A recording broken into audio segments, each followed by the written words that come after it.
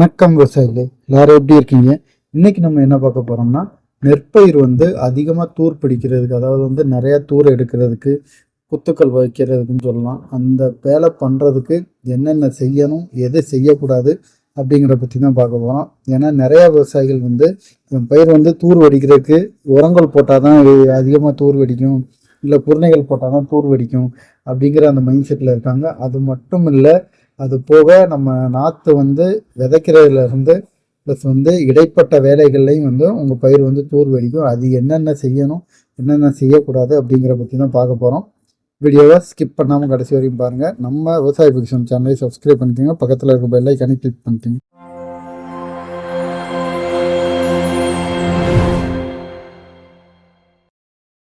நெற்பயிர் அதிகமாக தூர் எடுக்கிறதுக்கு என்னென்ன செய்யணும், ஆரம்ப நிலையிலே இருந்து நம்ம பயிரை கரெக்டாக கொண்டுட்டு வந்தால் மட்டும்தான் இந்த ரிசல்ட் எல்லாமே நமக்கு சரிவர கிடைக்கும்.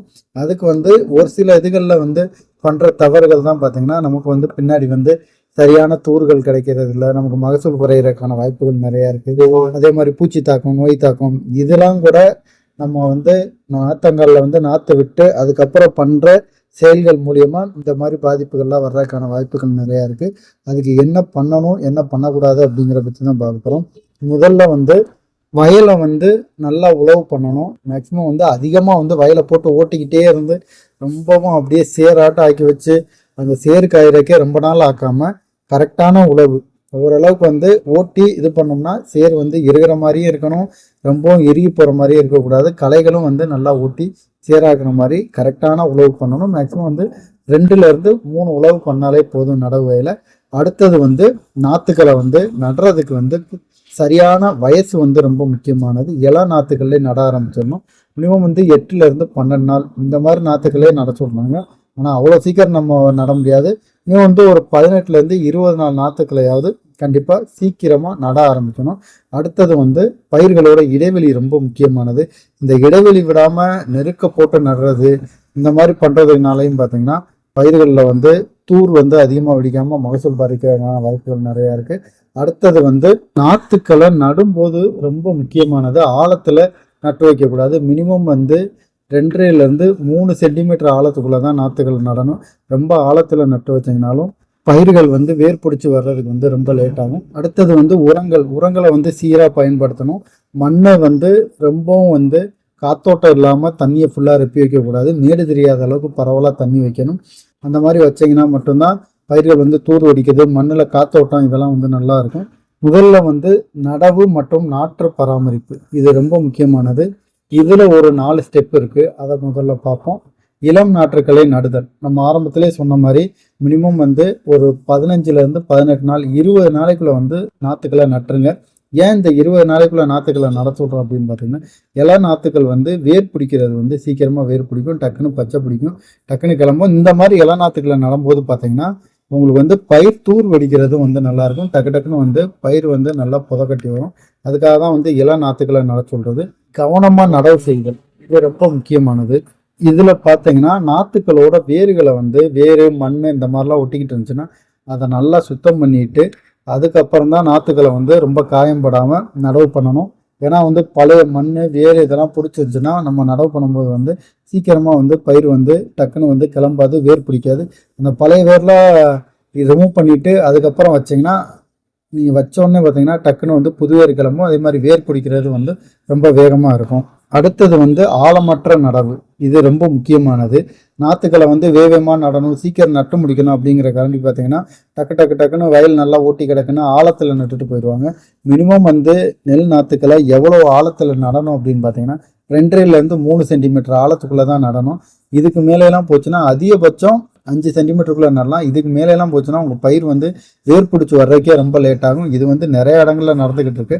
ஹிந்திக்காரங்க நடுற வயல்கள் எல்லாம் பார்த்தீங்கன்னா ஆழத்தில் நட்டுட்டு போயிடுறாங்க. 3 இன்ச்சுக்கு மேலே நட்டு வச்சுட்டு போகிறோம். அந்த பயிர் வேர் பிடிச்சி வர்றது, பயிர் பச்சை கட்டுறதே ரொம்ப லேட் ஆகுது. அந்த மாதிரி நடுற பயிர்கள் பயிர் புதக்கட்டி வர்றது, தூர் வெடிக்க இதெல்லாம் ரொம்பவும் இருக்காது. அதே மாதிரி ரொம்ப நாள் ஆகும். இந்த பயிர் வேர் பிடிக்கிறதா இருக்கட்டும், பயிர் புதக்கட்டுறதா இருக்கட்டும், அந்த மாதிரி வயசு அதிகமாகிட்டே போயெல்லாம் நமக்கு நம்ம எதிர்பார்க்குற அந்த ரிசல்ட் கிடைக்காது. அடுத்தது பரந்த இடைவெளி, இது ரொம்ப முக்கியமானது. ஒவ்வொரு பயிர்களுக்குமே பார்த்தீங்கன்னா இடைவெளி ரொம்ப முக்கியமானது. ரகங்களோட வயசுகளுக்கு ஏற்ற மாதிரி வந்து இடைவெளி வந்து மாறும். Medium duration, short duration, long duration இந்த மாதிரி இருக்கும். ஒவ்வொரு பயிருக்கும் வந்து இடைவெளி மாறும். அந்த இடைவெளி ரொம்ப முக்கியமானது. அந்த இடைவெளிக்கு ஏற்ற மாதிரி நீங்கள் பயிர் வந்து நடவு பண்ணிங்கன்னா தான் நீங்கள் எதிர்பார்த்த அளவு வந்து பயிர் நல்லா தூர் வெடிக்கும். இது எல்லாமே இப்போ நடவு மற்றும் நாற்றங்கால் பராமரிப்பில் இந்த 4 இதையும் வந்து நம்ம கரெக்டாக கடைப்பிடிச்சா மட்டும்தான் நமக்கு வந்து பயிர் வந்து நல்லா தூர் வெடிக்கிறதா இருக்கட்டும், மண்ணோட பொலப்பொலப்பாக இருக்கட்டும், காத்தோட்டங்களாக இருக்கட்டும், இது எல்லாமே வந்து நமக்கு நல்லாயிருக்கும். முக்கியமாக வந்து மகசூல் அதிகரிக்கிறதுக்கும் இது ரொம்ப உதவிகரமாக இருக்கும். அடுத்தது ரொம்ப முக்கியமானது உரமிடுதல் மற்றும் மண் மேலாண்மை. இது ரொம்ப முக்கியமானது. இதில் வந்து 3 ஸ்டெப் வருது. அது என்னன்னு பார்த்தீங்கன்னா, ஆரம்ப கால உரமிடுதல்.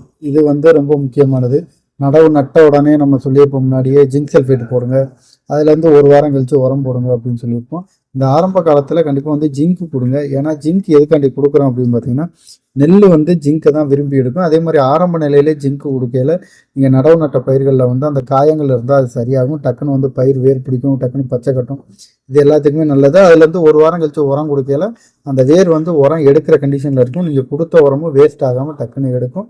ஆரம்ப நிலையிலே வந்து உரங்கள் வந்து கண்டிப்பாக கொடுங்க. அதை எப்படி கொடுக்கணும்னா, முதல்ல ஜிங்க் சல்ஃபேட் கொடுத்து பயிர் இருக்கிற கண்டிஷனுக்கு மாற்றினதுக்கப்புறம் யூரியா சூப்பர் கூட வந்து இந்த வேம், அது கூட பயோ கார்பன் இந்த காம்பினேஷனில் கலந்து கொடுக்கணும். அதுக்கடுத்து வந்து கரிம பொருட்கள். இது ரொம்ப முக்கியமானது. கரிம பொருட்கள் வந்து கண்டிப்பாக மண்ணில் கொடுக்கணும். கரிம பொருட்கள்லாம் நம்ம வந்து எரு போடுறோம்ல, இந்த எருக்கள், ஆட்டரு, மாட்டரு, இது வந்து கண்டிப்பாக கொடுக்கணும். இது வந்து உங்கள் மண்ணோட தன்மையை வந்து கரெக்டாக வந்து சரி பண்ணிக்கிட்டு கரெக்டாக வரும். இந்த மண்ணோட தன்மையை வந்து உங்களுக்கு வந்து சரியாக கொண்டுட்டு வர்றது எருக்கள் மட்டும்தான். எருக்கள் போட்டிங்கனாவே மண்ணில் வந்து உயிர் சத்து வந்து அதிகரிக்கும். அதனால் கண்டிப்பாக வந்து எருக்கள் வந்து கொடுங்க. ஆரம்ப நிலையிலே வந்து எருக்கள் போட்டு வயல் ஓட்டி அதுக்கப்புறம் வந்து நீங்கள் பயிர் பண்ணிங்கன்னா பயிர்கள் நல்லாயிருக்கும். நீங்கள் வந்து கொடுக்குற சத்துக்களாக உரங்களாக இருக்கட்டும் எதுவாக இருந்தாலும் அந்த எடுத்து கொடுக்குற அளவுக்கு மண்ணுக்கும் வந்து உயிர் கிடைச்ச மாதிரி இருக்கும். அதனால் வந்து கம்பல்சரி வந்து எரு கொடுங்க. அதுக்கடுத்து வந்து நைட்ரஜன் பயன்பாடு. ஆரம்ப காலகட்டத்தில் கண்டிப்பாக வந்து பயிருக்கு வந்து நைட்ரஜன் ரொம்ப முக்கியமானது.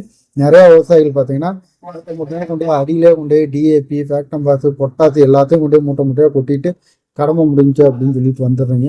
அந்த மாதிரி பண்ணாதீங்க. பிரித்து கொடுங்க. நம்ம ஆரம்பத்திலே சொன்ன மாதிரி ஜிங்க் சல்ஃபேட் கொடுங்க. அதுக்கப்புறம் 1 வாரம் கழித்து உரம் கொடுங்க. அதில் யூரியா கம்பல்சரி சேர்த்து கொடுங்க. யூரியா தான் வந்து ஆரம்ப நிலையில் பயிர்கள் வந்து வேகமாக எடுக்கும். ஏன்னா வந்து யூரியா வந்து நீங்கள் பச்சை பிடிக்கிறதுக்கு எல்லாத்துக்குமே யூரியா ரொம்ப முக்கியமானது. அதே மாதிரி யூரியா கலந்து போடுற உரங்கள் எந்த உரமாக இருந்தாலும் பயிர் வந்து வேகமாக எடுத்துக்கணும். அதனால தான் வந்து யூரியா சேர்த்து கொடுக்க சொல்கிறது. அடுத்தது வந்து தண்ணீர் மற்றும் களை எடுத்தல். இது ரொம்ப முக்கியமானது வந்து நீர் மேலாண்மை. இது ரொம்ப முக்கியமானது நெற்பயிருக்கு. இதை வந்து கரெக்டாக ஃபாலோ பண்ணலைனாலும் இதனாலேயும் வந்து நமக்கு வந்து பயிர்கள் வந்து சரிவர வந்து தூர் வெடிக்காததுக்கான வாய்ப்புகளும் உள்ளது. முதல்ல வந்து மண்ணை வந்து ஆரம்ப நிலையில் நம்ம நடவு நட்டதுக்கப்புறம் ஜிங்க் சல்ஃபேட் களைக்கொல்லி போட்டு 1 வாரத்துக்கு வயலை காய போடாமல் தண்ணி வைக்கணும். அதிலிருந்து 1 வாரம் கழித்து உரம் போடும்போது யூரியா சூப்பர் கூட வந்து வேம், பயோ கார்பன் இந்த மாதிரி காம்பினேஷன் போட்டதுக்கப்புறம் போட்டு லைட்டாக தண்ணி வைங்க. ரொம்பவும் வயலை வந்து வெடி போடுற அளவுக்கு காய போடாமல் மேடு தெரியாத அளவுக்கு அப்படியே பரவலாக தண்ணி வச்சுட்டே வாங்க. அந்த மாதிரி வச்சிங்கன்னா காத்தோட்டமாகவும் இருக்கும். பயிர்களோட வேர்களும் வந்து ரொம்ப காய போட்டிங்கன்னா சிதைவடையும். பரவலாக வந்து தண்ணி வச்சு கொஞ்சம் குளகுளப்பாகவே இருக்கிற மாதிரி அந்த மாதிரி வந்து வச்சுட்டு வந்தீங்கன்னா பயிர்களோட வேர்களும் சிதை வராது. வேரோட்டம் நல்லாயிருக்கும். காத்தோட்டம் கிடச்சிச்சாங்க மண்ணுக்கும். அந்த மாதிரி வந்து காய்ச்சலும் பாய்ச்சலுமா வந்து வைக்கணும்.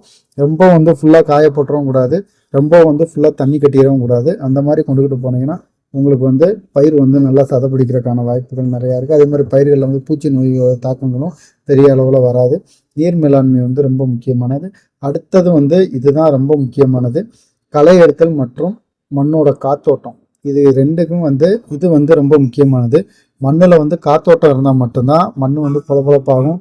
அதே மாதிரி வந்து காத்தோட்டம் இருந்தால் தான் நல்லா வேர் வளர்ச்சி வரும். வேர் வளர்ச்சி வந்தால் தான் வந்து நிறையா தூர் வெடிக்கும். இது எல்லாத்துக்குமே ரொம்ப முக்கியமானது. கண்டிப்பாக வந்து களை எடுங்க. சும்மாவாவது மண்ணை மிதித்து விடுங்க. நம்ம ஆரம்பத்திலே ஏகப்பட்ட வீடியோவில் அதான் சொல்லியிருப்போம். நீங்கள் எவ்வளோக்கு நெல்லை வந்து டிஸ்டர்ப் பண்ணுறீங்களோ அந்த அளவுக்கு வந்து பயிர் வந்து உங்களுக்கு வந்து அதிகப்படியான வேர் வளர்ச்சியை கொடுக்கும். இதை வந்து ஆட்களை வச்சு களை எடுக்க முடிஞ்சா எடுக்கலாம், அல்லது வந்து வரிசை நடவு போட்டிருந்தால் கோண வீடர் வச்சு ஓட்டினீங்கன்னா அபரிவிதமாக வந்து பயிர்கள் வந்து தூர் வெடிக்கும். இது எல்லாத்தையுமே வந்து நம்ம மேலேருந்து சொன்னது எல்லாத்தையுமே ஃபாலோ பண்ணி கரெக்டாக வந்தீங்கன்னா நீங்கள் வந்து கடைசியில் வந்து இந்த விஷயங்கள் எல்லாமே பண்ணும்போது வந்து உங்களுக்கு வந்து கண்டிப்பாக வந்து மகசூல் அதிகரிக்கான வாய்ப்புகள் நிறையா இருக்குது. இதில் வந்து நம்ம வந்து வேம் போடுறோம், பயோகார்பன் போடுறோம், இல்லை சத்துக்குறுநீர் போடுறோம்.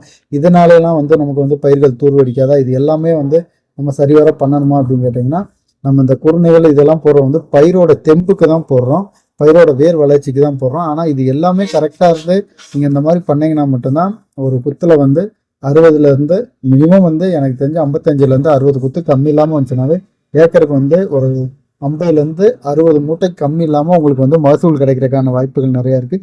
எவ்வளோக்கு எவ்வளோ நம்ம இடைவெளி விட்டு நல்லா பயிர் களைச்சி வர விடுறோமோ அதுக்கேற்ற மாதிரி வந்து மகசூல் வந்து நமக்கு அதிகரிக்கும். இப்போ ஒரு நெல் போட்டோம்னா அதுலேருந்து வந்து நமக்கு 100 நெல் கிடைக்கணும் ஒரு நெல்லேருந்து. அதுதான் வந்து நமக்கு வந்து மகசூல் அதிகரிக்கிறது. ஒரு நெல் போட்டுட்டு அதில் 10 நெல் கிடைக்கிறது வந்து நமக்கு மகசூல் அதிகரிக்கிறது இல்லை. அதே மாதிரி வந்து நம்ம செலவை வந்து சுருக்கி நம்ம வந்து மகசூல் எடுக்கணும். செலவையும் அதிகமாக பண்ணிட்டு மகசூலும் அதிகமாக எடுத்திங்கன்னா அதுலேயும் எந்த பலனும் இல்லை. முக்கியமாக வந்து நெல் பயிருக்கு வந்து பொட்டாஸ் போடாதீங்க, பொட்டாஸ் கலந்த உரமும் போடாதீங்க. அதிகமாக வந்து அந்த கலப்புரம்னு சொல்லிக்கிட்டு எல்லாமே கலந்து கொடுக்குறாங்கன்னு சொல்லிக்கிட்டு அந்த மாதிரி உரங்கள்லாம் போடாங்க. அதில் முக்கால்வாசிக்கு மேலே மண் தான் இருக்குது. அதில் உரங்களே பெருசாக பார்க்க முடியல. கரைச்சிங்கன்னா கூட அதில் மண் மட்டும் தனியாக தெரியுது. இந்த மாதிரியும் நிறையா உரங்கள் இருக்குது. அதனால் நீங்கள் காசு கொடுத்து வாங்கி போடுறீங்க, கொஞ்சம் கவனமாக உரங்களை பார்த்து வாங்கி போடுங்க. உங்களுக்கு உரம் தான் எல்லாமே கலந்த மாதிரி வேணும்னா எல்லாத்துலேயும் ஒரு 10 கிலோ யூரியா, பாஸ்பரஸ் இந்த மாதிரி உரங்கள் எல்லாத்தையுமே இது கூட சத்துக்குருணம் இந்த மாதிரி எல்லாமே கலந்து போடுங்க. பொட்டாஸ் கலந்த உரம், கலப்புரம்னு சொல்லி எந்த உரத்தையும் போடுறாங்க. ஒரு வேப்பமுண்டாக்கு வேணும்னா கூட தனியாக வாங்கி கலந்து போடுங்க. ஒன்றா வருது ஒரே இதாக முடிஞ்சிடும் அப்படின்னு சொல்லி அதை வாங்கி போடுறது அது வந்து உங்கள் காசு தான் வேஸ்ட் ஆகுது தவிர அதில் எந்த இதுவுமே இல்லை. மண்ணு தான் இருக்குது, வெறும் யூரியாவும் செங்கல் தூள் தான் இருக்குது. அதில் பொட்டாசு இருக்கிற மாதிரி கூட தெரியல. இந்த மாதிரி நிறையா உரங்கள் வந்து நிறையா இடத்துல விற்றுக்கிட்டு இருக்காங்க. அதை கொஞ்சம் கவனமாக பார்த்துக்குங்க. இதில் உங்களுக்கு வேறு ஏதாவது சந்தேகங்கள் இருந்தாலும் கமெண்ட் பாக்ஸில் கமெண்ட் பண்ணுங்கள். சரி விவசாயிகளே, நான் சொன்ன தகவல் உங்களுக்கு பயனுள்ளதாக இருக்குன்னு நம்புகிறேன். நம்ம விவசாய பகிசம் சேனலை சப்ஸ்கிரைப் பண்ணிக்கோங்க, பக்கத்தில் இருக்க பெல் ஐக்கானை கிளிக் பண்ணிக்கோங்க. அடுத்த வீடியோ எதை பற்றி போடலாங்கிறத கமெண்ட் பாக்ஸில் கமெண்ட் பண்ணுங்கள். நன்றி விவசாயிகளே, வாழ்க தமிழ்.